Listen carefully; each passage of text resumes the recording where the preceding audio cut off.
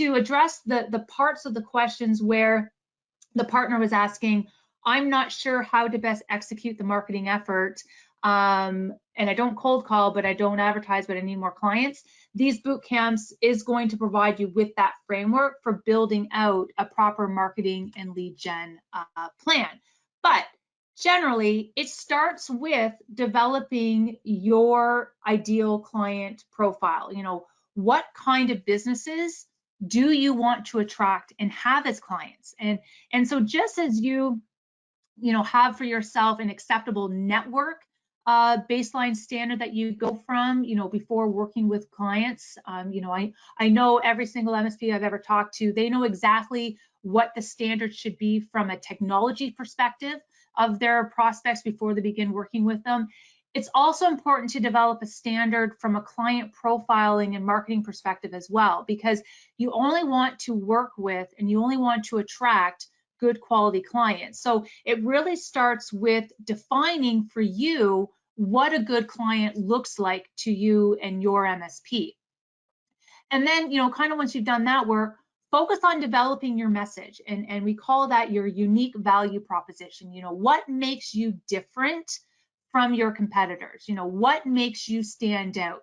Where does your expertise lie? You know, every business, you know, has that MSP that they're already using nowadays. It's not like in the olden days where we had to do a lot of educating to businesses around managed services and the value of managed services and working with an MSP.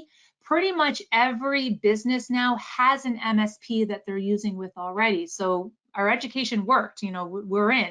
But the challenge really comes, how do you position and present yourself in a compelling enough manner so that you can win over clients and steal them from another MSP? You know, when they finally have had enough of their existing MSP and they're looking to switch. And then determine, you know, what are you going to do from a digital perspective and from a traditional marketing outreach perspective. If you haven't done so already, it's really critical that you develop and establish an online presence. And that all starts with your website, you know, making sure that it's up to date, that it highlights your specialties, that it highlights your expertise, that it doesn't have, you know, generic wording like managed services. I really do feel that the term managed services, it's an old term. It's a cachet term. I was just looking at a couple of websites this week for partners, and yeah, first thing they said is, you know, can you give us some advice about our website?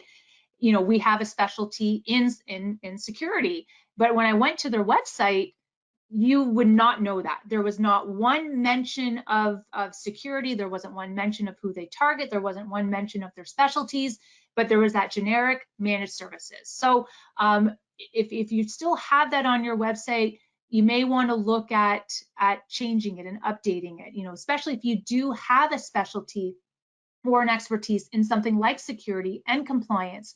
You want to showcase that on your website. And you want to make sure that your messaging on your website is clear, that you have clear call to actions, and that your website is engaging and that's going to really motivate prospects to reach out. And then once your website, you know, is the very best that it can be, then you start focusing on developing your social presence. So website one, and then start working on your social. Because I get asked a lot from partners, you know, what's the best platform that I should be on, you know, from a social perspective? You know, we're just starting out. We know we need to be more social. We know we need to build an online presence. You know, there's a lot of different platforms. Where do I start? The short answer really is, you know, be wherever your customers are. And most of your businesses that you likely want to have as clients, they're going to be on LinkedIn for the most part, and maybe to a lesser extent Facebook. So make sure your LinkedIn profile, make sure your Facebook profiles are up to date. I talk about this a lot if you've been on any of my marketing boot camps. There's a really great book that I recommend, and I promote it all the time, by Sam Rathling, Rathling, and it's called Linked Inbound, and it's 8 strategies to using LinkedIn for lead gen. She's fantastic. You can follow her on LinkedIn. She does all sorts of different things and offers all sorts of great insights. But in her book, she has a whole chapter on how to best complete your LinkedIn profile. So if you're looking for help on what you need to do to kind of complete your LinkedIn profile, a good resource for you. And because a lot of times, like, I'll go and try and connect with a partner on LinkedIn and I won't be able to find them. Or if I do find them, their profile is very thin. So I'm not getting a really good sense of their of that person and of their MSP. So you may want to work to correct this. And then while you're out there online, make sure your Google My Business is up to date and accurate as well. Because building out and establishing that online presence, that is a critical component of your marketing and lead gen plan. And how the modern marketing and sales processes work today is that buyers want to do all of their research first online, before ever wanting to engage with a business that they don't know. And they're doing all this research for the most part via online methods. They're looking at your website, they're looking at your social feeds, they're looking at third-party reviews because they want to see what other businesses have to say about you. They're looking at what the industry has to say about you. They're looking to see what has been written about you and your team, and they're doing that kind of research all online. So if you don't have an online or a digital presence established, or it's not a very strong one, but your competitors do, you are going to be very challenged in how you go about attracting new leads, because prospects aren't going to be aware of you. They're not going to know to look you up. You're not going to be, showing up predominantly in their searches, and so they're not going to know that you exist. And because of the way buyers prefer to buy these days, they do prefer to do much of their research as they can online ahead of time. So by the time that prospect reaches out to you, they are pretty far down that buying journey. They're at least 50-60% confident that they want to potentially do business with you. And so this actually works as a double-edged sword. You have this fantastic, fully qualified buyer at this point, which is what you want. But it does take a lot of work to get to this point. Establishing and maintaining an online digital presence, we all know that takes effort and that takes dedication and that takes consistency. But if it's done well, it is going to help you attract those quality prospects that you're going to want.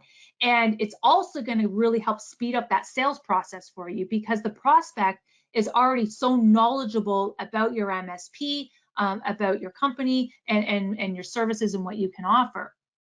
And then if you truly want to accelerate your lead gen, then you are going to want to consider implementing a cold calling motion as well within your organization to commercialize those virtual audiences that you've created in your online world. Because marketing, it can really only do so much on its own. And as much as no one enjoys cold calling, our most successful MSPs, they do have an inside salesperson solely dedicated to that function. Here at Enable, we have a global team, I think 30 to 40 different people that are solely focused on cold calling MSPs.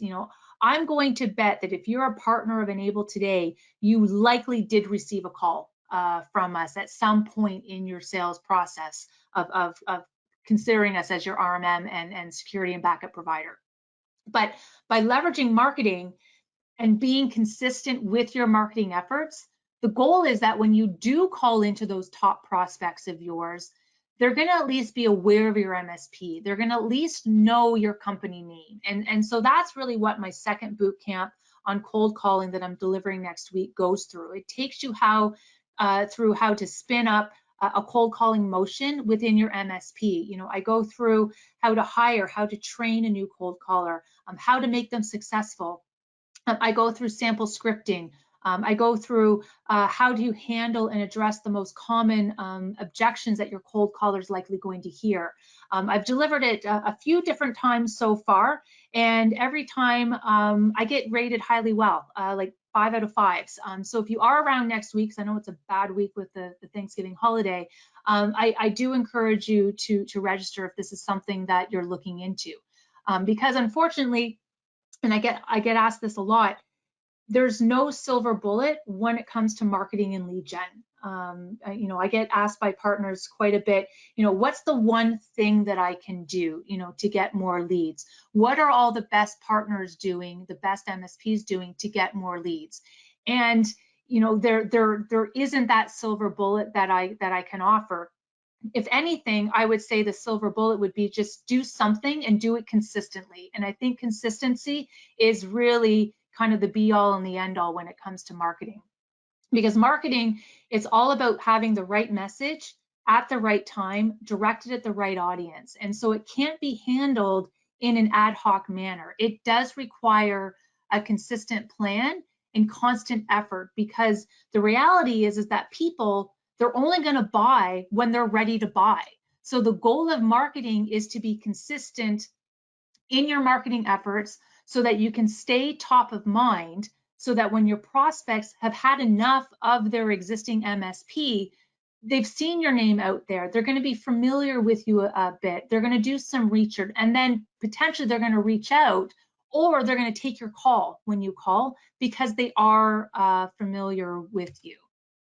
And just to kind of circle back to that first step where I mentioned, when creating your marketing plan, step number 1 is create your ideal client profile first, because here we're outlining the types of characteristics that you desire, that you consider to be ideal when it comes to targeting new businesses, and really working to defining the type of client that you want to do business with.